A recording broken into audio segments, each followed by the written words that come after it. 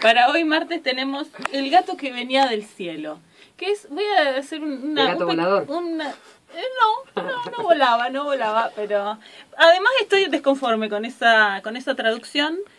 Mi japonés es un poco elemental, pero porque es una novela japonesa, de Takashi Hiraide, o Iraide, como le quieran decir. En realidad...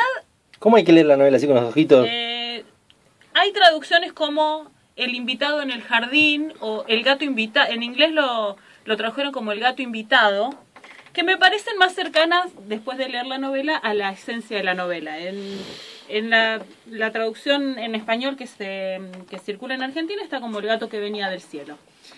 Es una novela corta y muy poética, ¿sí? Bueno, de hecho su autor es poeta también, ensayista sobre todo. Takashi, que nació en 1950. Esta es su primer novela, es del 2001. Y es una novela que, como decía, que trabaja mucho en un lenguaje muy poético. Y es ese tipo de novelas que parten de un hecho ínfimo, que son... Hay, ¿viste? Este tipo de novela que siempre de vez en cuando traigo alguna que parece un hecho ínfimo, pero que es como la gota que mueve todo el estanque. ¿Con esa? Que es como muy significativo. Además se desarrolla en una época muy particular. Bueno, Takashi trabajó muchos años en una editorial, después de 9 años en una editorial dejó eso para dedicarse a la escritura, y también es profesor universitario y ha escrito muchos libros de viajes sobre escritores, por ejemplo La travesía de Kafka o de Celan por Berlín, bueno, ese tipo de libros que son muy interesantes pero más de ensayo. Esta entonces es su primer novela, es una novela corta, ¿sí? no es demasiado extensa, y narra como las vicisitudes de una pareja de mediana edad, un promedio de 35 años, que viven como en la casa de huéspedes de una casa, como si fuera en el quincho que le decimos nosotros, de una casa más grande, de un par de ancianos, y que tienen un patio hermoso con un jardín muy florido y con distintas variedades de árboles y qué sé yo, y empiezan a recibir la visita de un gato que es el gato del vecino en realidad. Un día escuchan cómo el nene del vecino le convence a la mamá para quedarse con el gato, y a partir de ahí el gato...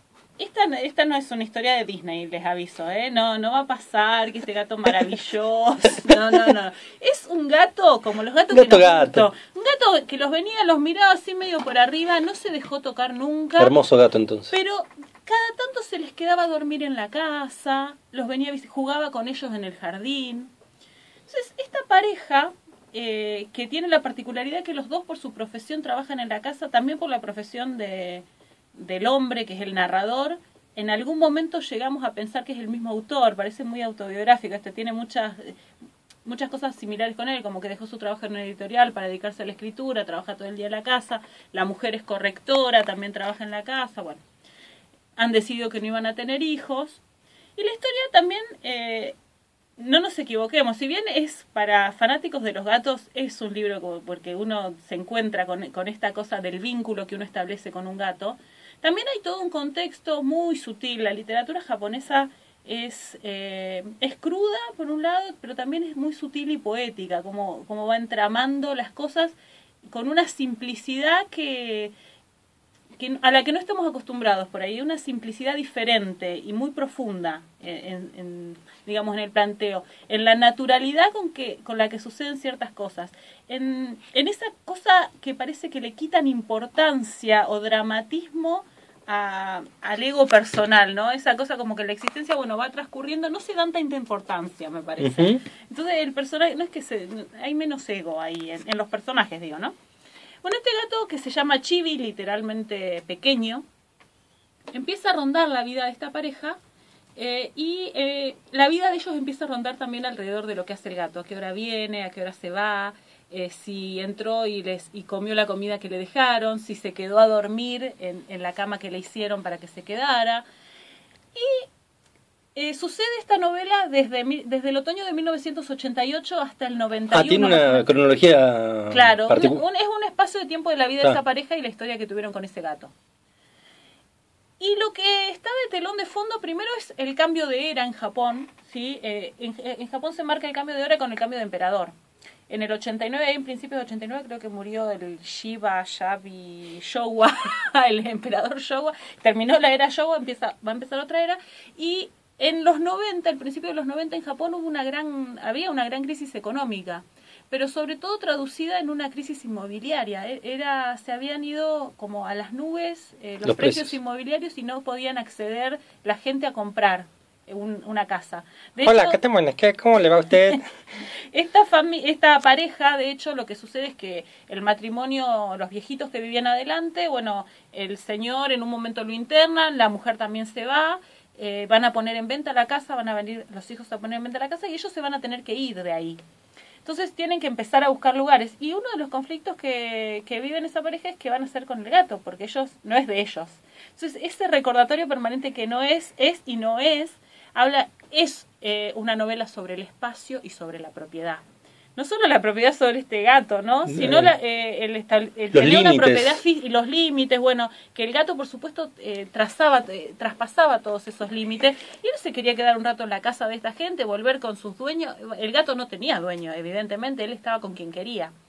Pero ellos sí sabían que tenían un límite con respecto al gato. También tenían un límite con respecto al tiempo que se podían quedar en esa casa.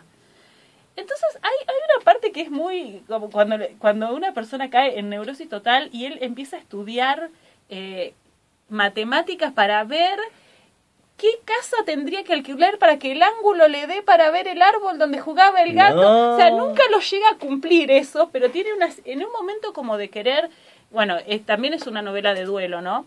Porque el gato, en algún momento hay una pérdida del gato, no voy a especificar porque los voy a invitar a leerla. Pero bueno, la primera pérdida es que ellos se van a tener que mudar. Entonces quieren seguir viendo el árbol donde el gato jugaba y no sé qué y no sé cuánto. Todas esas cosas que hacen en el medio son actitudes compensatorias de la pérdida, de los duelos. Entonces trabaja mucho eso, de un duelo y además se hace una hecatombe, una crisis existencial por un gato que no era de ellos, pero que ellos consideran de ellos, ¿no? Entonces, de hecho, la mujer empieza a escribir un diario sobre las cosas que hace el gato. Quiero que escuchen un fragmento de esta novela. Traje un solo fragmento que me parece esclarecedor y los invito a buscarla y a leerla. Ahí lo escuchamos. Maravilloso, ¿eh? Es hermoso, la verdad lo recomiendo mucho. Lo vamos a mostrar. Por favor, sí. El gato que venía del cielo, de Takashi. Qué grande, y Dani, entendiendo la multimedia de la radio. Lo recomendó también un premio Nobel de literatura japonés que fue algo así como una especie de maestro, de presentador de Takashi, que fue Oe, de apellido, que fue Nobel de literatura japonés, que vive todavía, creo. Ahí ya me tira pata, me parece. Podría vivir. Podría ser así. Es contemporáneo a nosotros. Digamos, podría estar vivo en este momento o en un margen de 5 años, tal vez haber muerto. Por fin. Me acaban de agarrar en un renuncio. Muy bueno.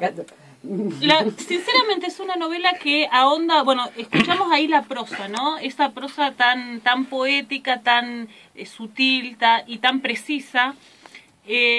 Ahonda sobre la fragilidad del éxito. Creo que es sobre la fragilidad más que nada. Esta cuestión de que las cosas son precarias, de que a veces establecemos ciertas seguridades en nuestras vidas que no son tan así. Y este tipo de cuestiones, por ejemplo, cuando te tenés que mudar y cuando no era prevista esa mudanza y cuando el lugar en el que estás viviendo realmente tiene una apropiación para vos, como tenía para esta pareja ese jardín donde jugaban con el gato. Y no era de ellos, y se tenían que ir, y punto, ¿viste? No queda otra. Y el gato tenía todo un vínculo con ellos que para ellos era mucho más fuerte que para el gato, que al gato no le importaba mucho, y también lo tenían que dejar. ¿No entra en juego en ningún momento la familia supuesta propietaria? ¿No entra en juego? Sí. No tendría que decirlo. Voy a hacer un pequeño spoiler. Total, sucede esto a la mitad de la novela.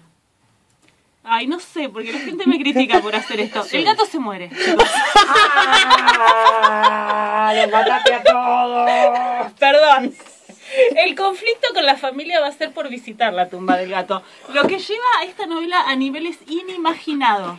O sea, imagínense pedirle permiso a un vecino con todos los ceremoniales que son los japoneses. Entonces en eso uno se mete en toda una cosa de que cuando él se entera que se murió el gato, le va a hablar con la vecina, decirle, mira, el gato a veces nos visitaba a nosotros. Él mientras estaba escribiendo sus experiencias con el gato para una revista, y entonces la vecina le dice, bueno, muchas gracias, no sabía, qué sé yo. Y dice, bueno, a mi mujer, que en realidad era la que estaba más afectada y lloraba todavía por el gato, dice, le gustaría visitar la tumba del gato y llevar unas flores. Lo habían enterrado en el jardín del vecino el gato, o sea, otro inacceso territorial. Es mucho de espacio y territorio esta novela. Entonces le dice la vecina, bueno, yo le voy a avisar. Al otro día, como no le avisó nada, la llama y le dice, bueno, ¿y podemos pasar? Y no, la verdad que no, hoy no, después lo voy a ver. Y a partir de ahí empieza como una especie de hostilidad que se cruzan y sobre todo la mujer se empieza a dar cuenta de que la miran mal. Dice, pero ¿no te pareció? Me está mirando mal. Entonces también se empieza a hacer fantasía, no, capaz que le fue mal en el trabajo, pero ¿por qué te va a mirar mal a vos? Y capaz que están celosos porque el gato nos venía a visitar, o nos culpan de que al gato lo atropellaron en la calle porque nos venía a visitar a nosotros. Entonces empieza toda una cuestión de lo más chiquitito hecho a lo gigante, digamos, que tiene que ver, sí, con la propiedad. Bueno, ¿quién tenía la propiedad de ese duelo en ese caso?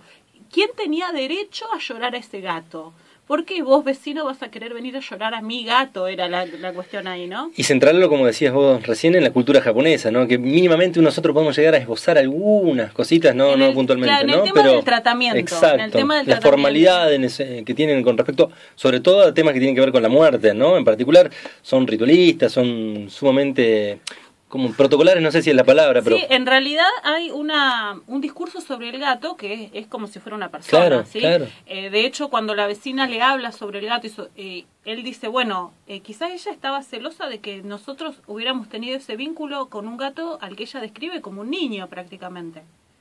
Entonces era toda una cuestión ahí, y después toda otra cuestión buscando casa, buscando departamento, y repitiendo esta historia de que si bien es, repito, una pareja sin hijos de 35 años, los dos profesionales, supuestamente gente que podría permitirse un departamento, ¿no? Y habla todo el tiempo de las cosas que no podían permitirse. En el medio también está la muerte de un amigo del protagonista, que también lo hace reflexionar sobre esta precariedad, sobre esta cuestión de... ayer hablé con él y hoy se murió, ¿no? Esta cuestión tan frágil de todo. Precisamente hay un contexto, ahí los 90 fueron muy fuertes para... Uno no se lo imaginaría, ¿no? Yeah. De hecho hay una crítica de un español sobre esto que cuando habla de la gran crisis habitacional dice, bueno, nosotros lo sabemos bien en España, lo que pasó hace unos años en España, que toda la gente tuvo que devolver los créditos hipotecarios extremos, ¿no? Que todo el mundo terminó devolviendo el departamento o teniendo que vender forzadamente porque no se podía sostener las cuotas, etcétera. Y uno no se imaginaba que en Japón hubiera habido una crisis parecida. Evidentemente no fue al nivel de la crisis española o de la crisis argentina del 2001, no estamos hablando de ese tipo, pero sí una crisis habitacional fuerte, una fuerte subida y determinada gente que supuestamente estaba en acceso a eso y que ya no lo estaba más, ¿no? Impresionante. La recomiendo mucho la novela, es hermosa y va a fibras muy interesantes. Gracias, Dani, por la recomendación de esta novela y gracias por el humor. Que voy llegando a lo que querías.